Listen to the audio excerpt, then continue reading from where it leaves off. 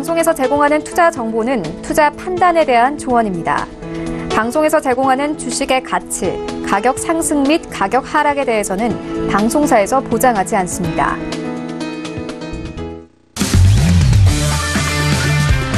네, 안녕하세요. 해외 선물 신세계 MC 김은혜입니다. 자, 오늘은 금요일장입니다. 자, 오늘은 또 한 주를 마무리하는 금요일장이자 그리고 2018년 올해 마지막 장이 열리는 날이기도 합니다. 최근에 큰 폭의 등락을 거듭했던 뉴욕 증시는 어제 상승 마감하면서 상승세를 계속해서 이어가고 있는 모습이었고요. 하지만 셧다운과 미중 무역 협상에 대한 문제가 계속적으로 장기화돼 가고 있는 만큼 조정 장세는 당분간 지속될 전망으로 이어지고 있습니다. 특히나 올 한 해 시장을 관통했다고 할 수 있는 제일 큰 이슈는 바로 앞서서도 말씀을 드렸듯이 미중 무역 분쟁에 대한 문제일 텐데요. 90일 휴전으로 현재 협상이 진행 중이긴 하지만 협상 결렬에 대한 가능성도 여전히 열려 있는 상황입니다. 자, 이렇게 불안한 시장 분위기가 흘러가고 있는 연말인데 오늘도 신세계와 함께 하시면서 탄탄한 해외 선물 전략도 확인해 보시길 바라겠습니다. 자, 오늘도 저희 방송 함께 하시면서 참여하실 수 있는 방법도 열어놓고 있습니다. 전화와 문자 그리고 실시간 채팅방 통해서도 다양한 의견 접수가 가능합니다. 전화 주실 때는 서울전화 02-3153-2611번, 2612번 두 대의 전화가 준비되어 있고요. 문자 보내실 때는 샵 0082번으로 보내주시면 오늘의 마스터님과 함께 여러분들의 상담도 도와드리도록 하겠습니다. 자, 그리고 저희 방송은 유튜브로도 실시간 시청 가능합니다. 유튜브 들어오셔서 서울경제TV를 검색을 하시면 바로 실시간 시청과 함께 채팅방 활용도 가능하니까요. 많은 시청 부탁드리도록 하겠습니다. 아울러 저희 방송을 통해서 제공되는 정보는 투자 판단에 대한 조언입니다. 해당 상품의 가치와 수익률을 보장하지 않는다는 점 유의해 주시길 바라겠고요. 또한 저희 프로그램은 자본시장 통합법 준수하고 있다는 점까지도 곧지 도와드리도록 하겠습니다. 자, 신세계 금요일장의 문을 열었고요. 함께해 주실 출연진분들과도 인사 나눠볼게요. 먼저 박나경 캐스터와 함께합니다. 네, 안녕하세요. 박나경입니다. 네, 이제 2018년도 마무리할 시점입니다. 하지만 여러 가지 이슈들을 보면 계속해서 불확실성은 지속되고 있고 내년 1월 달에 또 많은 대형 이벤트들을 앞두고 있습니다. 트럼프 대통령 트위터도 바쁘게 움직이고 있고요. 이제 한 해를 좀 마무리를 해야 하는데 어느 하나 좀 해결된 것은 없는 모습입니다. 오늘도 이와 관련된 소식들 전달 드리면서 또 연말이기 때문에 다소 좀 평소보다는 조용한 시황이지만 나오는 속보 발견하는 대로 여러분들께 전달 드리도록 하겠습니다. 네, 그렇다면 오늘 금요일장 함께해 주실 마스터님 만나볼 시간인데요. 오늘 함께할 마스터를 먼저 영상을 통해서 확인하시죠.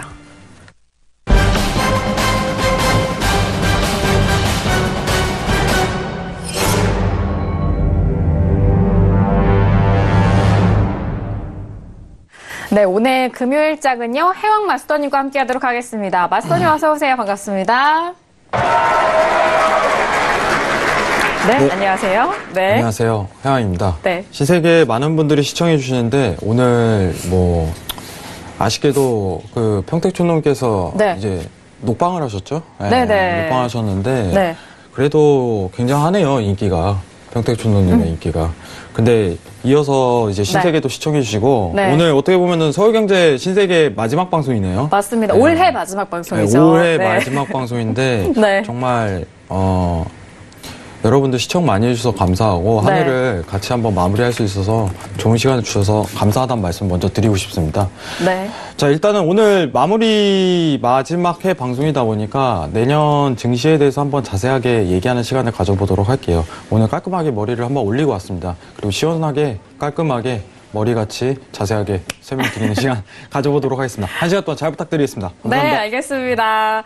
자, 오늘 정말 시원시원한 멘트와 함께 일단 보시는 분들도 아시겠지만 헤어스타일도 역시나 또 시원스럽게 하고 오셨는데 자, 신세계 올해 마지막 방송입니다. 그리고 전체적으로 좀 따지자면은 서울경제TV의 마지막 올해 방송이기도 해요. 그런 뜻깊은 게스트가 마스터님이신데 오늘 아주 기대 많이 해보도록 하겠습니다. 네.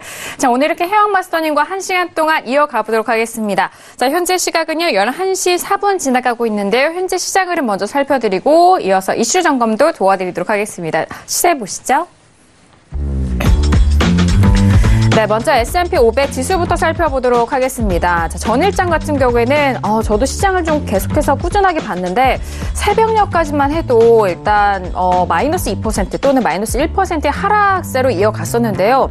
하지만 장 후반에 상승으로 전환이 되면서 결국엔 상승 마감이 됐습니다. S&P 500 지수 현재 부근에서도 추가적으로 상승하면서 2,504.50포인트로 0.61% 강보합권 유지가 되고 있고요. 자, 그리고 나스닥도 마찬가지입니다. 나스닥에도 차트 일봉상으로 봤을 때로 아래 꼬리가 좀 길게 달린 모습이죠. 이 하락분을 모두 회복이 되면서 상승으로 전환이 됐기 때문에 일봉상으로의 그림이 이렇게 보입니다. 자, 지금 나스닥도 추가적으로 상승하면서 6,331.75포인트로 0.36%의 상승세를 보여주고 있고요. 자, 그리고 유로FX도 함께 보시죠. 자, 유로FX 전일장 다시 반등에 성공이 됐고, 그리고 현재 부근에서도 추가적으로 상승합니다. 1.15410달러까지 올라오면서 이제는 1.15선 중반대 가까이 안착이 되고 있는 모습인데요. 0.22%의 상승세 보여주고 있습니다.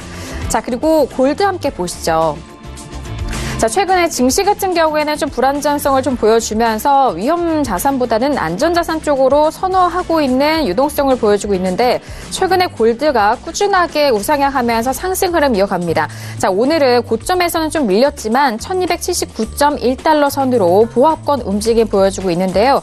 자, 오늘의 고점은 1284달러까지 올라갔었지만 고점은 지키지 못하고 일단 현재는 1280달러가 이탈이 된 1279.1달러 선에서 거래가 되고 있습니다. 자, 그리고 오늘 아침에 API 쪽에서의 원유 재고 발표가 있었습니다. 전일장 같은 경우에는 하락으로 마감이 됐고요. 현재 부근에서도 추가적으로 하락하면서 45달러 초반대까지 밀리고 있습니다. 0.22%의 하락세이고요. 45.29달러 선에서 거래가 되고 있는 5일까지 현재 시세 살펴드렸습니다. 네, 일단 지수 같은 경우에는 정말 장중 내내 하락세를 이어가다가 장 후반 막판에 상승으로 깜짝 전환이 됐었던 상황이고 최근에 상승세를 보이고 있는 두 종목이 있습니다. 유로 FX와 그리고 골드가 최근의 흐름이 상승 쪽으로 그 전에는 좀 잠잠했었던 흐름 어떻게 보면 좀 심심했을 수도 있을 만한 흐름에서 상승 쪽으로 조금씩 올라가고 있는 상황인데요. 자, 거기에 5일 같은 경우에는 현재 하락을 계속해서 이어가고 있는 상황입니다. 자, 그렇다면은 간밤에 외신 쪽에서는 어떤 소식들이 나오고 있을까요? 박나경 캐스터 통해서 다시 한번 정리합니다. 네, 오늘 첫 번째 소식입니다. 셧다운 계속 이어지고 있습니다. 이렇게 장기화되는 것이 아니냐라는 우려가 나오고 있는 가운데 새해까지 이어질 것이다라는 지금 전망입니다. 1월 2일 국경 예산을 재논의할 예정이다라면서 상원의 본 회의가 열리자마자 바로 휴회하고 또 지금 만약에 1월 3일 민주당 하원이 과반을 장악하면 셧다운 장기화가 또 정말 수면 위로 떠오를 수도 있겠다라는 분석이 이어지고 있습니다. 이 셧다운이 장기화가 되면 더욱더 혼란이 가중될 것으로 보입니다. 또 이 새해 첫 시작을 좀 더 뭔가 조용하고 평화스러운 시작이 아니라 격돌의 시작으로 볼 수 있겠다라는 부분이 또 투자 심리를 좀 위축시키지 않을까 불안한 모습이다라는 소식이고요. 또 지금 말씀드린 대로 이렇게 셧다운이 장기화되면 가장 우려되는 부분은 투자자의 이 투자 심리가 또 위축되는 타격을 받는다는 부분입니다. 내년 세계 경제 전망이 좋지 않은 가운데 또 여러 가지 이슈들마저도 또 투자자들이 계속해서 도망가게끔 만드는 소식들만이 기다리고 있다라는 외신 쪽 의견도 있습니다. 그렇기 때문에 앞으로의 추이가 더욱더 주목이 되고 있고요. 또 한편 미국 경제방송 CNBC 매드머니 진행자죠. 짐 크레이머가 미국 연준 때문에 주식시장에 매도세가 나타나고 있다라면서 우려 섞인 진단을 내놨습니다. 기준금리에 대해서 무모하게 시장에 혼란을 준다면서 이렇게 주장을 했고요. 연준 의장이 자신의 발언이 얼마나 강력하고 시장에 큰 영향을 끼치는지 그 파급력을 깨달아야 하고 또 신중해야 한다라면서 이 조언을 했습니다. 이 기준금리 발언 때문에 경제가 큰 타격을 입었고 또 앞으로 2019년의 경제 전망을 어둡게 하는데 큰 일조를 하고 있다라면서 이 비판을 내놨습니다. 네, 그리고 미국 연준이 몇 달 내로 기준금리 인하에 나설 것이라는 관측도 제기되고 있습니다. 네, 로젠버그 수석 이코노미스트 발언인데요. 연준은 가끔은 눈부신 속도로 정책을 전환할 수 있다. 라는 좀 오해 섞인 발언을 내놨는데 아무래도 이 경제 상황과 또 트럼프와의 충돌 때문에 지금까지의 이 로드맵을 수정할 수밖에 없을 것이다라는 주장입니다. 아무래도 이 30년가의 역사를 볼 때 수개월 만에 금리 인상에서 또 인하로 이렇게 정책 전환이 충분히 가능할 만한 시나리오다라는 것이 이 설명입니다. 연준이 수개월 안에 통화 완화 정책을 시행할 것이라고 이야기하면 비웃음을 사기도 한다라면서도 웃어 넘길 일은 아니다. 라면서 이렇게 표현을 했습니다. 이제 아무래도 이제 영어 부분을 글자 그대로 좀 해석을 하다 보니까 좀 어색한 문장일 수 있는데요. 어찌 보면 이제 연준이 지금까지 상황 때문에 이 금리 인하가 불가피할 것이고 지금의 정책 기조를 바꿀 것이다라는 것이 주요한 의견입니다. 네, 트럼프 대통령의 잘못된 경제 정책으로 내년에 미국 경제가 부진을 면치 못할 것이다라는 진단도 나오고 있습니다. 사실 무역 전쟁을 일으킨 주범은 바로 트럼프 대통령인데 계속해서 연준을 탓하고 있고 또 애매한 이민자 혹은 또 국경 장벽에 더욱더 열을 올리고 있다라는 비판 나오고 있습니다. 미국 경제가 순항하고 있지만 이 트럼프 대통령의 경제 정책 실패와 또 그를 둘러싼 정치적인 혼란을 간과할 수가 없다라면서 이렇게 분석을 내놨습니다. 경기 침체 가능성을 배제할 수 없다면서 오는 여름이 아니면 다음 대통령 임기가 시작하는 시점에 불황 발생 확률이 상당히 높아질 것이다라면서 경고를 내놨습니다. 네, 그리고 JP모건의 전망입니다. 시장의 변동성은 또 패시브, 좀 아무래도 좀 부정적일 수도 있고 좀 수동적일 수밖에 없다라고 이야기하고 있고 모멘텀 이 부분도 언급을 하면서 여러 가지의 이 투자자들이 어떤 태도를 취하느냐에 달려 있다라는 발언을 내놓고 있습니다. 그러면서 내년 첫 3개월이 증시 랠리의 그나큰 시점이다라는 부분을 전망을 했는데요. 1분기에 있어서 지금과는 다른 장세가 펼쳐지면서 상승장이 이어질 것이다라는 전망을 내놨습니다. 네, 그러면서 CNBC에서도요, 올해 이제 죽섰다라는 표현을 여기 썼는데, 이제 bear market, 이제 약세장을 보이면서 신흥국 주식 역시 좀 고군분투하는 모습이었지만, 내년에는 이 무역 전쟁의 이런 이슈 속에서 좀 회복하는 모습도 보이고, 또 여러 가지 노력 속에서 반등할 것이다라는 이야기 나오고 있습니다. 네, 그러면서 이 세계 증시의 이러한 상승장의 영향으로 미국 증시도 1월 효과에 반등할 수도 있겠다라는 전망을 내놓고 있습니다. 사실 이제 통상 1월에는 연말 소득세 신고를 위해서 보유 주식을 매각하는 이른바 텍셀링이라는 효과가 잦아들면서 증시가 반등했다라는 부분을 언급했고요. 이를 월가에서는 1월 효과라고 부르면서 내년에도 아무래도 계절적인 랠리가 나타날 것 같다라면서 이렇게 이야기를 내놨습니다. 네, 그리고 미국 증시가 앞으로 이제 연초가 다가오는 만큼 어떻게 흘러갈 것인가에 대한 전망 계속해서 많은 곳에서 나오고 있는데요. 1월 동향이 바로 나침반이 될 것이다라고 말하면서 만약에 1월이 하락하면 약세장일 것이고 상승하면 앞으로 강세를 예상할 수 있을 것이다라는 의견도 나오고 있습니다. 물론 이제 어느 것 하나 확실한 것이 없기 때문에 좀 더 지켜봐야 할 부분인 것 같고요. 월가가 1월 바로미터를 좋아한다. 역사적으로 분석하면 그렇다라면서 1950년 이후 예상이 완전히 빗나간 사례가 9번 정도밖에 없다. 라면서 이에 대한 분석의 이유를 들었습니다. 사실 이제 1950년 이후에 1월 주가가 하락한 경우 예외 없이 약세장이 지속되거나 연장이 됐고 최소 평행선을 그리거나 10% 정도 조정을 받은 바 있습니다. 네, 그렇기 때문에 앞으로 좀 1월이 정말 중요한 한 달이 될 것 같다라는 소식 들려오고 있습니다. 네, 그리고 미국 증시가 몬스터 랠리를 기대할 수 있을 것이다라고 말하면서 최대 12% 정도 뛸 것이다라는 의견도 나오고 있습니다. 26일 이제 다우가 1000포인트 정도 넘게 이제 올랐습니다. 이 부분과 함께 나온 소식인데요. 이 주가 하락에 따른 극단적인 과매도 상태가 상승 기대를 키운다는 것이 바로 지금 설명입니다. 진정한 증시의 반등 조짐이 보인다고 말하면서 S&P가 지난 24일 200일 이동 평균선까지 떨어졌다라고 이야기를 했는데요. 유럽 위기가 발생한 2011년과 16년에도 이런 지켰던 지선이라고 말하면서 강한 지지 기반을 제공할 것이다라고 평가를 내놨습니다. 네, 그렇기 때문에 뭐 주가 상승을 확신하는 발언을 내놨지만 많은 또 기관들에서는 낙관할 수는 없다라는 반론도 여전히 많이 나오고 있는 상황입니다. 네, 그리고 파운드화가 브렉시트 폭풍을 앞두고 잠잠한 모습을 나타내고 있다면서 미쯔비시 UFG 파이낸셜 그룹 쪽 MUFG죠. 분석을 내놨습니다. 현재 파운드화가 낮은 수준에서 안정화되고 있다라고 말하면서 이는 이 브렉시트 폭풍 전의 고요함을 뜻하는 것 같다라고 전했습니다. 이 테레사 메이 영국 총리는 내각 위원들과 1월 2일에 회의를 열고 또 노딜 브렉시트 상황에 대해서 논의할 예정으로 지금 보도가 나온 상황입니다. 이 브렉시트 협상이 타결될 가능성을 크게 보지 않고 있는데요. 한편 이 파운드화가 내년 상반의 이런 압력을 받기 위해서는 협상 관련해서 영국 의회의 교착 상태가 풀려야만 한다라면서 의견을 덧붙였습니다.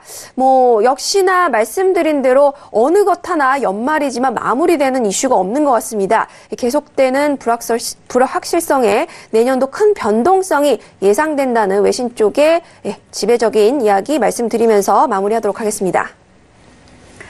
네, 먼저 외신 소식 다시 한번 정리를 해드렸으니까요. 참고해 보시길 바라겠습니다. 자, 그렇다면 오늘 해운 마스터님과 다뤄볼 이슈도 확인해 보도록 할게요. 오늘의 이슈 먼저 화면 통해서 확인하시죠.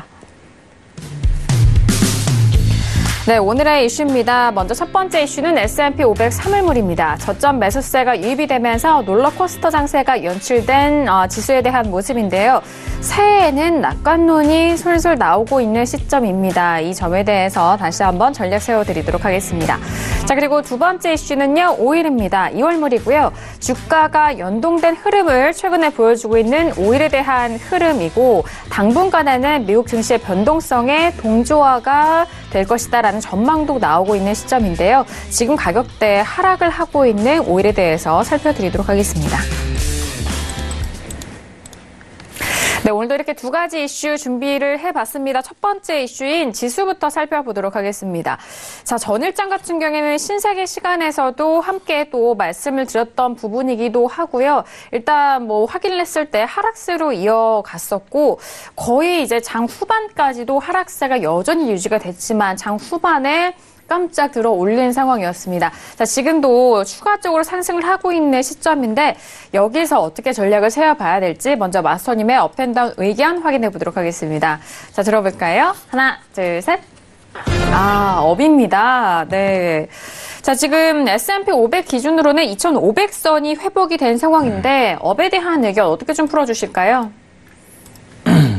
자, 저는 2019년 한 해를 일단은 조금 예상을 하는 게 여러분들한테 큰 도움이 될 거라고 생각을 해서 오늘 좀 준비를 해왔어요.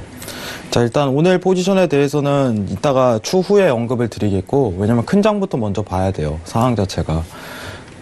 거시적인 환경부터 먼저 보고 나서 오늘 장세에 대해서 얘기를 하는 게 좀 더 순서에 맞는 것 같기 때문에 천천히 보도록 하겠습니다. 네. 자, 여러분들 주봉을 오늘 좀 같이 한번 볼 거예요. 주봉. 자, 여러분들 보시면 아시지만은 1999년 그리고 2008년 그리고 현재입니다. 이 세 개 차트가 동일하게 좀 현상 자체가 나올 가능성이 크게 제기가 된다. 이 상황을 띌 수 있어요. 지금 레버리지가 너무 커요.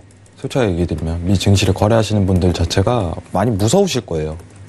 왜냐면은 수익도 많이 거둘 수 있는 장세긴 하지만 손실 자체도 엄청나게 날 수 있는 장세예요. 자, 여러분들 지금 제가 오늘 주봉에서 좀 볼 게 뭐냐면은 오늘 차트를 하나 설명드릴게요. 자, 이거 한번 집중하셔야 됩니다. 자, 오른쪽 이제 스팬의 이제 구름대에 대한 전환이 이루어진 상황이에요. 이거 좀 포커스 맞추도록 할게요. 자, 이 일목균형표라는 지표는요, 어떻게 보면 26일을 앞다퉈서 구름대를 형성해갖고 어떤 가능성을 예측하는 그런 걸로 많이 뛰는데, 구름대의 전환은 장기적인 뷰로 하락 랠리를 이어갈 수 있다는 하나의 신호가 펼쳐져요. 상황 자체가. 근데 중요한 거는 포지션이겠죠. 타이밍이고. 자, 2008년 리먼 브라더스 터졌을 때 구름대를 한번 보도록 하겠습니다. 자, 구름대의 전환이 왔을 때가 아니라 여러분들 보시면 아시지만은 구름대의 전환이 이루어질 때는 조정을 줬다가 어떤 지지값부터 내리기 시작을 해요. 상황 자체가. 지금 여건 자체를 주봉으로 좀 판단하자면은 구름대의 전환이 이제 시작된 지점이에요. 그럼 상황 자체가 조정 국면을 충분히 주고 나서 재하락 랠리 이렇게 들어갈 수 있는 국면이다, 이렇게 좀 판단할 수 있을 것 같아요. 자, 단순한 지표만으로도 확인하는 겁니다. 지표만으로. 근데 가능성이 전혀 없는 거는 아니에요. 여러분들 보시면 아시지만은 제가 누누이 언급하던 건데, 자, 이제 문제가 뭐냐면은 조정 국면을 가져가 버리면요, 얼마나 긴 시간 동안 이제 올라가는지에 대해서 좀 판단할 필요성이 있어요. 자, 조정 국면이 제대로 들어갔을 때 보시면 아시지만은 3개월 이상 동안 조정 국면이 올라가요. 3개월 이상. 그럼 지금 만약에 이제 조정 국면에 대해 들어가게 된다면은 이 오름의 차트가 3개월 코스로 걸릴 수도 있다는 가정도 열리는 거예요. 상황 자체가. 어쨌든 여러분들도 역사 공부를 하실 거예요. 예, 역사는 어차피 반복되는 거고 상황 자체가 비슷하게 나올 수 있을 가능성 자체가 지금 제기가 돼요. 그러면은 여러분들이 중요하게 봐야 되는 거는 내년도 장세 자체가 문제가 크게 야기될 수 있다는 부분이 크게 언급되는 거예요. 상황 자체가. 내년도. 근데 지금 현재는 아닙니다. 그래서 내년 1분기는 지나야지, 1, 2분기는 지나야지, 1, 2분기는 지나야지 상황 자체가 크게 나올 가능성이 크게 제기돼요. 지금 상황 자체가. 그래서 저는 개인적으로 내년 1분기는 지나면은 아무래도 빅쇼트가 한번 나올 가능성 자체가 굉장히 크다. 이렇게 좀 판단을 하고 있어요. 지금 제일 빅쇼트가 되려면 주제 자체가 있어야겠죠. 주제. 뭐 2007년에는 뭐 MBS 채권 자체가 문제가 돼갖고 은행이 줄도산을 하는 그런 상황이 이어졌지만은 지금 가장 유력한 시나리오는 이제 제가 언급드렸다시피 미국 부채 문제가 가능성이 제일 커요. 근데 미국 부채를 해소하기 위해서 달러에 대해 통화량을 찍어내는 순서를 좀 조정해야 되는데 지금 미국 내 문제가 뭐냐면 달러를 너무 기하학적으로 찍고 있다는 부분이 크게 야기가 돼요. 근데 2008년 사건하고는 조금 다를 가능성이 굉장히 큽니다. 첫 번째는 뭐냐면 증시가 너무 말도 안 되는 거품 상태라는 점이죠. 자, 2008년에 리만 브라더스가 터질 때 유동성 대비해 갖고 지금 유동성이 더 커요. 오히려 상황 자체가. 단순 차트만 보셔도 아실 거예요. 이걸 딱 판단하실 줄 알아야 돼요. 제가 여러분들 미 증시를 겪고 나서 이 정도의 직접적으로 유동성을 겪는 거는 처음입니다. 2018년도 장세가. 무슨 장이냐? 굉장하게 리스크가 있다는 장이에요. 굉장하게 리스크가 있다는 장. 중요한 거는 이제 MBS 채권 자체가 2008년에 문제가 됐다면 지금 자체는 미 증시가 거품이 굉장히 낀 상황에서 달러 자체가 문제가 야기된다면은 반이 문제가 아니라는 점이에요. 반 빅쇼트가 한번 발생을 해버리면은 증시 자체가 줄도산할 가능성이 굉장히 커요. 그래서 내년에 이루어질 가능성이 굉장히 큽니다. 지금 방향성 자체로 따지자면은 어쨌든 간에 주봉상 이제 일목균형표로 단순 보조지표로만 판단했을 때는 조정 국면에는 들어갈 가능성이 굉장히 크지만은 2018년도 장기적인 뷰 자체는 굉장한 하락 코스로 이어질 전망 자체가 펼쳐집니다. 현재로서는. 상황 자체가. 근데 문제는 그거죠. 이제 국내 주식 하시는 분들 자체가 의아함을 품으실 수 있는데 어쨌든 국내 주식에 제가 가장 중요하게 생각하는 경제 부분은 외국인 자본이라고 좀 생각을 많이 해요. 근데 외국인 자본이 있을 만한 현황은 지금 현재로서는 안 되는 국면이고, 그죠? 제가 언급했다시피 한국은행 자체에서 금리를 미국 금리보다 높게 측정해서 다시 한번 올릴 생각은 가능성이 굉장히 없다고 봅니다. 그럼 외국인의 순매수 현황 자체가 지속적으로 떨어질 가능성이 굉장히 크고, 문제는 주식 자체가 반등 없이 지속적으로 내려갈 가능성이 일단 크게 야기가 돼요. 근데 이번 3개월간의 나스닥에 대한 조정 국면이 좀 들어가게 되면은 약반등은 일어날 가능성이 굉장히 크다고 보고 있는데, 여러분들한테 언급드리고 싶은 거는 2018년도에 한 번의 큰 기회가 있을 것으로 보고 있어요, 저는. 2019년도에. 1분기는 지나야 돼요. 그러면은 가장 좋은 위치값 자체가 여태까지 상황적으로 봤을 때는 스팬 상단 위치값이 가장 이상적이라고 보고 있어요. 그러면은 현재 조정 국면이 이제 들어가기 시작하면 7,200까지는 갈 가능성이 굉장히 시사가 된다. 큰 장세로 봤을 때. 그리고 7,200 라인부터 굉장히 큰 하락 랠리에 대한 코스로 이어질 가능성이 굉장히 크게 시사가 된다. 이렇게 좀 판단하고 있는 입장입니다. 자, 그러면 일봉으로 좀 넘어가 볼게요. 이제 좀 자세하게 봐야겠죠. 지금 현재 장세를 여러분들 같이 한번 볼게요. 자, 여러분들 최근 하락 장세가 이어질 때 파동에 대해서 조금 이해할 필요성이 있어요. 네. 하락에 대한 랠리가 이어졌을 때. 자, 자세하게 볼게요. 자, 하락 랠리가 이어졌을 때 추세장 자체가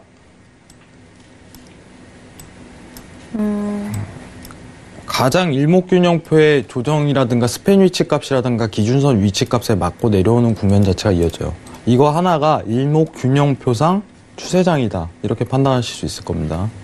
하지만 이제 상승 랠리를 이어갈 때 스팬이 이탈되고 할 때는요, 단순 조정밖에 안 돼요.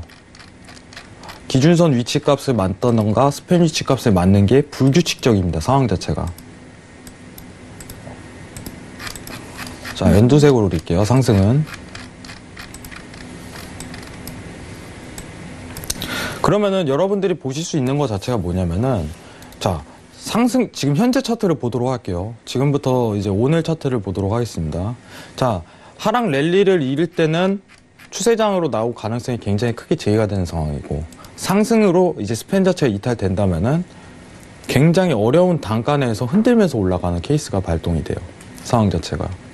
자, 지금 현재 국면을 보도록 하겠습니다. 자, 전일 어제 기준선 위치값을 맞고 올라갔으면은 상승장이 이루어질 가능성이 크죠. 이건 일목균형표상 추세장이다 하고 판단이 되겠지만은, 기준선 위치값이 아닌 흔들다가 올라가는 케이스 자체가 뭐냐면은, 자, 왼쪽 네모칸을 좀 집중해서 보도록 할게요. 왼쪽 연두색 네모칸입니다. 이런 흔들면서 상승하는 어려운 코스로 이어질 가능성이 굉장히 커요, 현재 국면 자체가. 자, 오늘 차트죠, 여러분들. 그러면 일목균형표상 추세라든가 지정에 대한 매수 위치 값을 정확하게 포착하기가 굉장히 힘든 여건으로 판단될 수가 있다는 증거입니다, 하나의 정황이고. 자, 일단은 매수는 들었어요. 매수는 들었는데, 여러분들이 오늘 만약에 매수를 보시려면요, 단가 자체를, 자, 여기서 한번 보세요. 같은 위치 값이라고 봤을 때 기준선 위치 값에서 보는 게 가장 이상적이에요. 자, 그럼 오늘 매수 위치 값을 볼 수 있을 단계가 6220에서 자, 6230 라인, 이 사이가 자체가 저가 형성 가능성이 가장 큰 장이에요. 다시 한번 언급드리겠습니다. 기준선 위치 값이에요. 6220에서 6230. 불규칙적인 상황 자체가 이어지다 보니까 어떤 지정값에 들어오기 전까지는 단가 자체를 제대로 취하지 못할 가능성이 굉장히 크다는 부분이에요. 자, 그러면은 왼쪽 네모칸과 같이 어렵게 상승 랠리를 이어갈 가능성이 제기가 되는 거예요. 그럼 제대로 된 추세장을 만들기 위해서는 어떤 조건 자체가 필요하냐? 자, 여러분들 보시면은 가장 상단에 있는 지지에 대한 이탈 자체가 여건이 이루어져야 돼요. 보이시죠? 자, 이 지지 자체는 완전히 큰 장세이기 때문에 크게 의미가 없고요. 제가 보고 있는 단가는 6,500 자체가 이탈이 돼야지 이 하락 랠리의 추세장이 이어왔듯이 상승 랠리의 추세장이 이어질 가능성이 크게 제기가 된다. 이 부분은 좀 판단할 수 있어요. 그러면은 오늘 단가적으로 봤을 때 6,200 라인, 220 라인에서 매수를 볼 수 있대. 매수에 대한 가능성이 굉장히 어렵게 흘러갈 가능성이 크게 제기가 되는 부분입니다. 하락장보다 상승에 대한 부분이 굉장히 어렵게 이어질 거예요.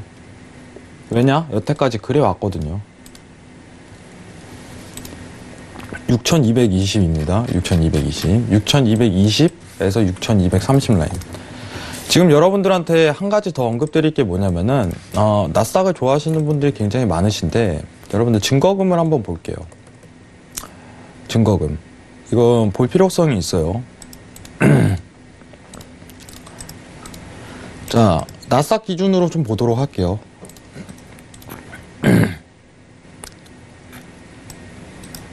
자, 오늘 단가로 이제 보시면 아시겠지만은 이제 유지증거금, 위탁증거금 이렇게 나뉘는데 유지증거금 위주로 볼게요. 통상적으로 이제 환화로 따졌을 때 약 800만 원 내외예요. 한 계약을 하기 위해서. 근데 제가 이제 많이 보는데 여러분들 이제 증거금이라는 개념은요, 증권사에서 야, 너 한 계약 하려면은 최소한 이 정도 가지고 해라, 이렇게 지정해준 금액이에요. 최소한 야, 이 정도 가지고 한 계약을 해. 그죠? 근데 지금 나스닥의 변동성 대비해 갖고 저는 증거금이요, 굉장히 작다고 보고 있어요. 유동성 대비해서. 저는 개인적으로 1,500에서 2,000원 돼야지 한 계약을 할 수 있는 수준이다. 이렇게 좀 판단하고 있어요. 이 정도 유동성에서. 굉장히 위험하다는 거예요. 그만큼. 2017년도 대비해갖고 움직임 폭이요. 정확하게 3배에서 5배 사이로 돼요. 유동성이. 작년 대비했을 때. 그럼 레버리지는 올라갔는데 계약수를 그대로 유지한다는 건 작년과 똑같이 그 위험에 대한 부담을 몇 배나 증가시킨다는 행동을 하고 있는 거예요. 상황 자체가. 저는 해외 선물이 그렇다고 생각해요. 리스크 관리라고 좀 생각을 합니다. 첫째도 리스크, 두 번째 리스크, 세 번째도 리스크 관리라고 생각하는데 리스크가 굉장히 큰 장세에서 여러분들한테 좀 추천드리고 싶은 부분은 뭐냐면은 오늘 단가를 보실 분들은 6,220 라인을 집중해서 보시되 제가 보고 있는 기준 자체는요 6,500이 깨지고 나서 매수에 대한 뷰를 찾아도 늦지 않다는 점입니다. 6,500이 깨져도 보수적 관점에서요. 이 상방에 대한 이탈 자체가 이루어지고 나서 완전하게 매수를 전환을 해도 괜찮다. 그럼 주봉에 대한 조정 국면이 들어오는구나 이렇게 좀 판단할 수 있는 거예요. 상황 자체가. 근데 문제는 뭐냐면 60분봉에서 6,500에 대한 강한 추세대죠. 추세대가 저항을 받을 가능성도 제기가 된다는 점이에요. 그럼 이 분군에서 저항을 받게 된다면 다시 한번 재차 하락 코스로 이어갈 수 있다는 저항 자체도 열리게 돼요. 그렇기 때문에 지금 최근 상승에 대한 장세는요. 어떻게 보면은 추세장이 아니라 또 한 번 조정에 대한 국면도 나올 수 있는 상황이다. 이렇게 좀 판단하시는 게 이상적이라고 보고 있어요. 앞으로 미 증시 자체가 굉장히 어려울 거예요. 굉장히 힘들고. 자, 여러분들 그리고 6,220에 대한 단가는요. 60분 봉상 기준선의 위치값입니다. 네, 차트가 오르고 내리고 시간이 지남에 따라 기준선 위치값은 변동된다는 거 잊지 마시고요. 상황 자체가. 내년도 2019년도에 이제 한국 증시나 미국 증시는 밟지 못합니다. 제가 보고 있는 뷰 자체는 밟지 못해요. 특히 한국 증시는 굉장히 힘들 거예요. 한국 증시는. 제가 여러분들 이제 신세계 시청자분들한테 좀 언급드리고 싶은 부분은 뭐냐면은 현금 확보 많이 하세요. 최대한. 현금 비중을 최대한 늘려놓으세요. 지금 현재로서. 제가 방송 중에 이런 얘기 하는데 현금 비중을 굉장하게 많이 늘릴 시기예요. 지금 상황 자체가. 지금부터 해도 늦지 않아요.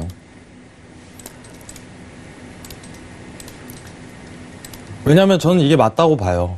자기 자산에 대해 보유하는 습관 자체가, 보존하는 습관 자체가. 주식을 하시는 분들한테 왜 이런 부분을 추천드리냐면은, 자, 어차피 바닥은 갑니다, 한번. 기회라고 생각을 하세요. 자, 2008년도에 리먼 브라더스 터지고 나서 증시가 반토막 나고 나서 그 다음부터 어떻게 되냐면 모든 종목 다 올라요. 기다리라는 거예요, 주식 하실 분들. 현금 보유가 최우선이에요. 딱 1년만 기다려보세요, 1년만. 1년만. 좋은 기회의 장이 열릴 거예요, 제 생각은. 저는 이렇게 설명하는 게 맞다고 보고 있어요. 그렇기 때문에 현금 비중을 많이 늘리고, 자, 이제 미증시 개장했나요? 네, 제가 말이 너무 길어졌네요. 네, 개장하고 다시 추가적으로 언급드리도록 하겠습니다. 네, 일단 나스닥에 대한 부분과 그리고 리스크를 좀 감내할 수 있을 만큼에 대한 매매에 대한 말씀도 전달해 주셨는데 내년도 증시 전망에 대해서는 국내장과 해외 증시에 대한 장도 그렇게 밝지만은 않을 것이다라는 그런 전망까지 해 주셨습니다. 자, 지금 시각은 11시 33분 지나가고 있습니다. 금요일장에 뉴욕 증시가 개장이 됐는데요. 3대 지수 모두 현물에서는 상승 출발한 상황입니다. 자, 그렇다면 선물 지수도 다시 한번 보실게요. 자, 일단 오늘 금요일장 뉴욕 증시는 3대 지수 모두 상승 출발한 상황 속에서 현재 다우존스는 0.58%의 상승세와 S&P 500은 0.41%, 그리고 나스닥은 0.18% 본장에서의 상승 흐름 이어가고 있습니다. 자, 그렇다면 선물 시장도 함께 보시죠. 자, S&P 500 같은 경우에는 개장 이후 초반에는 좀 급하게 튀어 올랐습니다만 다시 또 제자리를 잡은 채 2,499.50포인트로 2,500선의 안착 여부를 두고 치열한 공방을 벌이고 있는 상황입니다. 0.36%의 상승세 보여주고 있고요. 자, 그리고 나스닥도 마찬가지인데, 나스닥도 마찬가지로 오히려 개장한 이후에 상승폭이 모두 또 반납이 되면서 보합권 흐름에서 지금 공방을 벌이고 있습니다. 이제는 또 하락으로 전환이 된 상황 속에서 6,308포인트 선에서 거래가 되고 있고요. 자, 그리고 유로 FX도 함께 보시죠. 자, 유로 FX 같은 경우에는 움직임이 거의 없습니다. 1.15 370달러 선으로 0.18%. 초반보다는 가격대가 조금씩 내려오고는 있네요. 자, 그리고 골드도 함께 보시죠. 자, 골드 같은 경우에는 지금 다시 한번 1280달러가 회복이 됩니다. 1281달러까지 올라가고 있고요. 0.23%의 상승세 보여주고 있습니다. 자, 그리고 오일도 함께 보실까요? 자, 오일 같은 경우에는 현재 45.03달러까지 떨어지면서 지금 45달러가 또 위태한 상황입니다. 0.77%의 하락세 보여주고 있는 오일까지 현재 시세 살펴드렸습니다. 네, 일단 지수에 대한 부분은 개장 이후에 선물시장 쪽에서 초반에 기록했었던 상승폭이 상당 부분 반납이 되면서 보합권에서 움직이고 있고요. 나스닥 같은 경우에는 잠깐이나마 또 하락으로 전환이 된 상황입니다. 자, 그렇다면은 개장 소식과 함께 지수 관련된 내용까지 외신 소식 먼저 들어보도록 하겠습니다. 네, 지금 뉴욕 증시 개장 상황은요, 10년 만에 이런 펼쳐지는 급등세다라고 표현을 했습니다. 다우가 100포인트 넘는 상승 보였다라는 헤드라인 보실 수 있는데요. 사실 일전에 조금 전에 나왔던 기사의 제목을 보면 롤러코스터 장세라는 표현을 썼습니다. 사실 이렇게 급락과 또 급등을 계속해서 반복하면서 지금은 또 상승세를 보이고 있지만 또 언제 떨어질지 모르는 이런 불확실성에 놓여 있다. 라는 표현을 쓰면서 이제 외신 쪽에서는 분석을 하고 있고요. 지난 장에 대한 이야기도 있습니다. 미중 무역 긴장에도 저점 매수세 강화로 급 반등 마감을 했고요. 말씀드린 대로 10년 만에 기록적인 상승세를 보여주면서 이 성탄 전야 급락에 대한 반발이다라는 분석도 나오고 있습니다. 스미스 캐피탈이라는 곳에서는 연말에는 매수와 매도세 변화가 아무래도 다른 시기보다는 좀 더 시장에 더 큰 영향을 끼친다라는 이야기를 내놨습니다. 어떻게 매수하고 어떤 매도세를 보이느냐가 또 시장의 변동성과 투자 심리에도 큰 영향을 끼친다라고 이 분석을 내놨고요. 셧다운이 지금 장기화될 우려가 보이고 있습니다. 지금 이제 1월 2일 날 다시 이제 논의를 할 것이다 라면서 국경 예산에 대한 재논의가 이어질 것이다라고 전망이 나오고 있는데요. 사실 27일 날 원래 또 열리기로 했었는데 사실 참석이 좀 많이 없으면서 좀 불발이 됐습니다. 그러면서 이제 31일 오전 10시까지 본회의를 휴회하기로 결정을 했지만 사실 이제 아무래도 31일보다는 내년 1월 2일이 더 유력한 날짜가 될 것이다라고 예산안 논의 재개 예정에 대한 이야기 들려오고 있습니다. 27일 이제 의원들이 대부분 참석을 하지 않았습니다. 그렇기 때문에 비단 이제 트럼프만의 이런 이슈가 아니라 미국 정부 내에서 지금 격돌이 예상되는 만큼 이 정치적인 이슈로 더 크게 번지지 않을까 우려가 된다는 상황 이야기 나오고 있고요. 또 이렇게 미중 무역 협상과 또 연준과 트럼프의 이런 대결, 이런 부분이 시장의 유동성을 저해하고 있다라는 부분 또 언급을 했습니다. 네, 불확실성과 변덕에 지친 시장이 변동성을 앞으로 더욱더 크게 일으킬 것이다라면서 내년 1월 초반에 대한 분석 내놓고 있고요. 또 여전히 해결되지 않은 이슈들의 변동성은 새해에도 계속될 것이다. 이제 여러 번 말씀을 드렸는데 좀 뭐 하나 뚜렷하게 해결된 이슈가 없는 것 같습니다. 하지만 이제 오늘 급등세를 보였다고 해도 최악의 12월이다라는 평가는 면치 못하는 부분이 S&P가 9.8% 하락했고요. 또 다우도 9.4%나 빠졌습니다. 네, 그러면서 또 다른 기관에서는 현재 미국 증시를 보면은 경기 침체는 뻔한 결과다라는 이제 이야기 내놓고 있고요. 하지만 그럴 수도 있고 아닐 수도 있다라는 다소 좀 신중한 발언 내놓고 있습니다. 이런 시기에 고평가된 좀 신중하게 살펴본 후에 또 주식 매입을 하는 것이 여느 때보다도 좋은 기회다라는 이야기 내놓고 있고요. 한편 이제 트럼프 대통령 트위터가 또 논란이 되고 있습니다. 이라크를 방문해서 이 군인들을 좀 위로했다라는 부분 이제 언급이 됐는데 사실 이 영상을 자세히 보면은 이 부분에서 군사 기밀이 노출됐다라는 부분이 이 특수 부대원을 고스란히 노출시켰고 이 장소도 지금 이렇게 소셜 미디어에 노출시키면서 이 부분 때문에 공화당 지도부 내부에서도 대통령 탄핵에 나서야 된다라는 의견도 나오고 있습니다. 2019년의 이슈는 이 트럼프 탄핵 여부에 달려있다라는 이야기 전달드렸는데요. 이렇게 하나하나 다 꼬리를 잡히고 있는 상황입니다. 네, 그러면서 한편 이제 또 다른 소식은요. 애플이 공장을 인도로 좀 이전을 한다는 소식입니다. 무역 전쟁을 피해서 중국보다는 아무래도 이제 공장을 좀 인도 쪽으로 확장하겠다라는 부분인데요. 우리나라 삼성전자의 경우도 좀 인도 쪽으로 좀 눈을 돌리고 있는 상황인데 지금 애플이 지금 이렇게 시작을 하면 다른 기업들에도 큰 영향을 끼칠 것으로 예상이 되고 있고 또 중국에 이어서 인도가 또 새로운 또 급부상 시장으로 떠오르지 않을까라는 예상도 조심스럽게 나오고 있다는 소식까지 전달드리도록 하겠습니다. 네, 알겠습니다. 정말 다양한 소식들이 들려오고 있습니다. 일단 뭐 트럼프 대통령은 계속적으로 또 다른 이슈 몰이를 하고 있는 상황 속에서 외신 쪽에 정리된 소식들 잘 들어봤고요. 자, 지금 뭐 개장도 만나보셨고 앞서서 지수에 대한 부분은 내년도 전망까지 이어서 함께 좀 말씀을 해주셨는데 저희가 또 두 번째 이슈 5일이 준비가 되어 있는데요. 5일 점검 전에 금에 대한 부분을 좀 다시 한번 좀 거론을 해주셨고 시세를 봤을 때 일단 최근에는 확연하게 위험자산에서 좀 안전자산 쪽으로 유동성이 이동을 하고 그리고 또 관심도 좀 많아 보이는 그런 모습을 좀 보여주고 있는데 자, 마스터님은 어떻게 생각하시는지 궁금하네요. 네, 골드를 보실 분들은 이제 매수를 보는 게 너무 당연한데 여러분들 단가를 하나 지정을 해드릴게요. 자, 여러분들 지금 골드 자체는요, 추세장입니다. 이건 누가 봐도 추세장이에요. 와, 추세장이구나 이렇게 좀 판단이 되겠죠. 근데 가격 이동 평균으로 좋은 포지션 자체를 캐치할 가능성이 굉장히 커요. 자, 보통 이제 강한 추세장이 이어지는 경우에서는요, 5위평을 맞고 그 다음 단가 자체가 12평이에요. 제가 제일 중요하게 보는 이동평균선 자체는 12평을 굉장히 중요하게 보고 있습니다. 안전자산은 지속적으로 상승세를 이끌 가능성이 굉장히 커요. 왜냐면 달러에 대한 고가 형성 가능성이 크게 제기되는 부분이 첫 번째고, 두 번째는 미 증시에 대한 유동성 자체가 확대되기 때문에 안전자산에 대한 수요가 몰릴 가능성 자체는 충분히 어떻게 보면은 당위성을 가지는 부분이에요. 그럼 중요한 거는 포지션 위치 값이에요.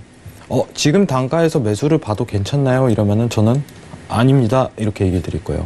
어디 단가에서 보는 게 가장 이상적이냐면은 오늘 위치 값으로 봤을 때 1, 2, 6, 5 단가 내려올 때까지는 기다려야 돼요. 안 오면 안 하면 됩니다. 왜 그러냐면은 반등에 대한 위치 값을 고려했을 때는 12평이 가장 이상적이에요. 현재로서는. 그러면 작년 12월과 같이 추세장이 이어졌을 때 이런 단가 내에서 이제 어떻게 보면은 지지를 받고 올라갈 가능성 자체가 굉장히 큰 부분입니다. 12평상 지지예요. 제가 골드에서 12평을 굉장히 많이 보기 때문에 여러분들이 보실 부분은 앞으로 유익 있게 추가적인 매수 자리나 아니면은 기다리다가 다시 한번 매수를 보는 단가를 찾고자 한다면은 12평 위치값인 1, 2, 6, 5 위치값에서 매수 보시는 게 추천합니다. 지금 불과 이제 어떻게 보면은 150틱이죠. 150틱 밑에 내려올 때까지는 조금 보수적 관점으로 접근하시는 게 현재로서는 좀 낫다고 보고 있습니다. 이상입니다. 네, 알겠습니다. 1265달러까지 좀 눌렸을 때 접근을 말씀을 해드렸으니까요. 그 부분 참고를 해보시길 바라겠습니다. 추가적으로 골드에 대한 부분은 끝자리 3342님의 질문도 보내주셨는데 시청자분께서 저희 방송 지금 방금 전에 설명 함께 참고를 해보시길 바라겠습니다. 자, 그래서 두 번째 이슈인 오일로 바로 넘어가 볼게요. 자, 오일 같은 경우에는 오늘 아침이죠. 6시 30분에 API 쪽에서의 재고 발표가 있었습니다. 690만 배럴이 증가로 나온 상황이고요. 자, 그리고 EI 쪽에서는 이제 내일 1시, 새벽 1시에 있을 예정인데요. 먼저 마스터님의 업앤다운 의견 확인하고 구체적인 전략도 세워보도록 하겠습니다. 자, 지금 오일이 45달러 부근에서 지금 치열한 공방 벌이고 있는 상황인데 들어볼게요. 하나, 둘, 셋. 업이네요. 자, 지금 어제장과 오늘장 재고량 증가로 인해서 지금 뭐 하락세를 이어가고 있다라고 그렇게 봐도 좀 무방할 것 같은데, 자, 지금 시점에서 업을 들어주셨어요, 마스터님. 네. 자, 일단은 단가를 하나 네. 말씀을 드리도록 할게요. 네. 여기서 좀 중요한데, 지금 매매할 구간은 아직 아니에요. 네, 좀 이따 저녁에 좀 새벽에 올 찬스 자체를 좀 주의 깊게 봐야 되는데, 지금 위치값상으로 44.40이죠. 예, 지금 볼 수 있는 어떻게 보면 저항은 추세선밖에 없어요. 상황 자체가. 그리고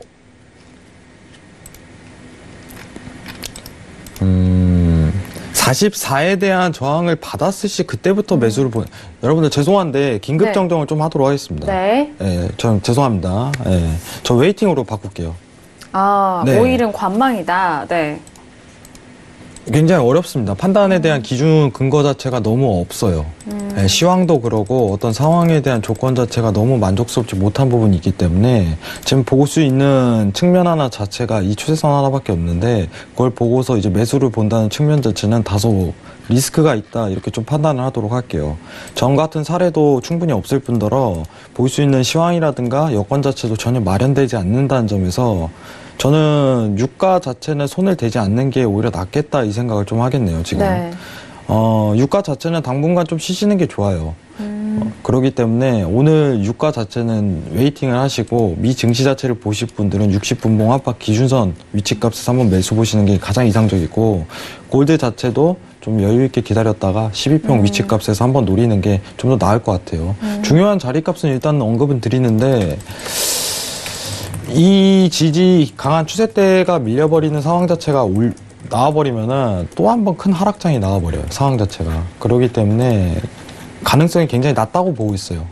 지금 현재로서는. 그리고 장세 자체가 예측이 안 돼요. 지금 유가를 하시는 분들이 굉장히 많은 분들이 답답하실 겁니다. 그렇죠. 답답하면 안 하면 되죠. 네, 답답하면 안 하면 됩니다. 44.40 위치값 좀 유익 있게 보시고 여기서 이제 저항을 받는다면은 저가 형성에 대한 가능성이 있다 보니까 그때 한번 매수를 보실 분들 보시는데 개인적으로 반대를 합니다. 예, 오늘 오히려 하실 분들은 44공까지는 좀 기다렸다가 하시는 게 굉장히 좋지만은 리스크가 너무 커요. 리스크가. 그렇기 때문에 웨이팅으로 좀 변동을 하겠고 자, 이제 남은 시간이 얼마 안 되기 때문에 여러분들한테 몇 가지 언급을 드리도록 할게요.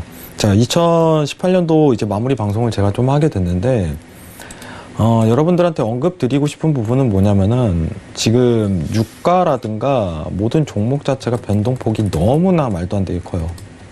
너무 말도 안 되게 큽니다. 그러면은 어떻게 보면은 여기 신세계 채팅에 보면요. 굉장하게 그 대화 자체가 저희 시청자분들이요. 네, 퀄리티가 너무 높아요. 이게 앵커님 덕인지는 모르겠는데 이게 바로 저희 신세계 시청자분들입니다. 그러니까요. 네. 저도 가끔씩 놀라기도 해요. 이제 왜냐면 퀄리티 자체가 너무 높기 때문에 대화 자체가 너무 좋다고 생각을 해요. 이런 유튜브 채널을 통해서 여러분들하고 실시간 채팅도 하고. 근데 앞으로 전개될 상황 자체는 이 몬스터 랠리 자체는 진폭이 적어질 가능성은 적다고 보고 있어요. 이런 유동성 장세 자체가 1년 더 추가적으로 발생할 가능성이 굉장히 크게 제기되는 부분이고 이제 주봉상 제가 아까 언급드렸던 부분은 언제든지 1분기만 지나면 하락 랠리 코스로 나올 수 있는 시발점이 오늘 이번 한 주 동안 이번 1, 2주 동안 포착이 가능해졌습니다. 그렇기 때문에 언제든지 매도에 대한 대응을 준비를 하셔야 돼요. 지금부터. 그리고 주식 자체는 제가 봤을 때 큰 상승, 큰 조정 국면도 굉장히 힘들 것으로 좀 판단하고 있어요. 한국 증시는 사실 개인적으로 좀 암울합니다. 왜냐면은 미국 금리하고 한국 금리의 스프레드 자체가 좁혀지지 않는 현상 자체가 지속적으로 보이니까. 그렇기 때문에 여러분들 오늘 마지막 방송으로 이제 18년도를 마무리하는데 이제 한 해 동안 주식을 하시는 분들이 계신다면은 현금 확보 위주로 좀 많이 하시면은 좋은 기회가 한번 올 거라고 생각을 해요. 그때는 어떤 종목을 보더라도 큰 상승으로 이끌어질 만한 경제 여건이 되다 보니까 그거를 좀 대기하시는 것도 어떻게 보면 투자에 대한 좋은 습관이 아닐까 생각을 합니다. 한 해 동안 여러분들하고 이제 신세계 많은 방송을 했는데 앞으로도 신세계 많이 사랑해 주시고 열심히 하도록 노력하겠습니다. 여러분들 감사합니다. 네, 알겠습니다. 자, 오일에 대한 관점을 아주 좀 상세하게 또 분석을 해주셨는데 언제든 좀 매도할 준비가 좀 되어 있어야 되지 않냐라는 말씀과 함께 상승이 나오더라도 긴장을 좀 늦추지 말자라는 분석으로 함께 도와드렸습니다. 이 점을 또 내년의 전략까지도 참고를 해보시길 바라겠고요. 자, 오일 관련돼서 외신 소식도 빠르게 들어보도록 하죠. 네, 오일 가격 소식입니다. 미국의 원유 재고 증가 그리고 세계 경제 둔화 우려로 여전히 면치 못하는 하락장이다라면서 전반적인 이런 분석을 내놓고 있습니다. 18개월째 지금 전반적인 하락세에 이어가고 있고 올해 들어서 20% 정도 지금 하락을 한 상황이다. 라고 이야기 나오고 있습니다. 이제 좀 반가운 이름인데 키움증권의 이제 기사 이제 분석 부분이 이 CNBC 기사에 언급이 되어 있습니다. 키움증권에서 증시와 오일 시장이 서로 에코라는 단어 아시죠? 서로 메아리 치는 것 같다라는 표현을 썼습니다. 경제 둔화에 대한 우려가 증시를 짓누르고 또 이런 오일 가격은 지금 이런 증시에 자유롭지 못하다라면서 서로 이렇게 유기적으로 연관돼 있다라는 부분 언급을 했고요. 싱가포르 은행 오한다 측에서는 오일 가격은 내년에 미국의 증산 전망과 또 경제 둔화 이런 두 가지 부분에 압박을 받을 것 같다. 라면서 이제 전망을 내놓고 있습니다. 이제 API가 이제 원유 재고 690만 배럴 증가를 발표를 했고 4억 4,820만 배럴 이제 발표를 했습니다. EIA가 미국 원유 재고 증가를 또 확신스럽게 또 발표를 한다면 이제 오일 가격의 상승분을 제한할 것이다. 이제 API 발표에 이어서 EIA 측의 발표도 지금 주목을 받고 있다라는 부분. 그 러시아 에너지 장관의 발언입니다. 미국의 보호주의 무역이죠. 이런 부분이 아무래도 이 시장의 오일 가격의 지금까지 2년 동안의 가격 부분을 움직이는 주범이었다. 라면서 이제 비판을 내놓고 있습니다.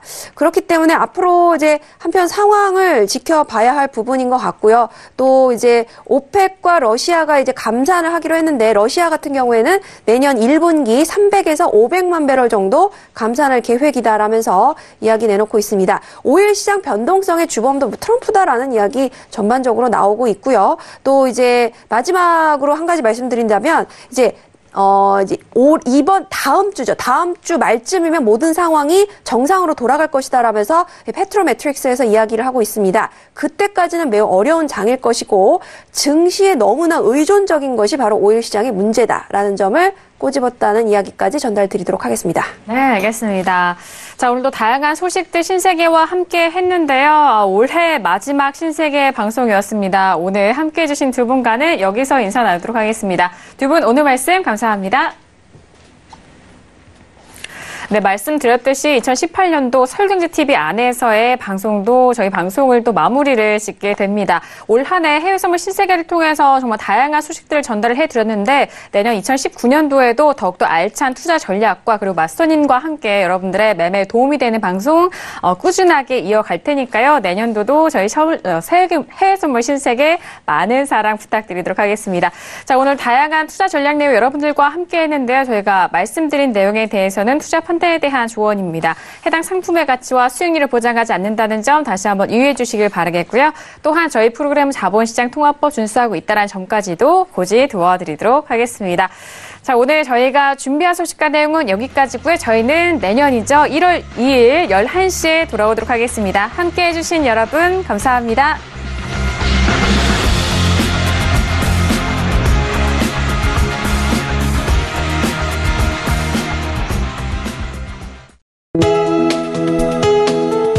방송에서 제공하는 투자 정보는 투자 판단에 대한 조언입니다.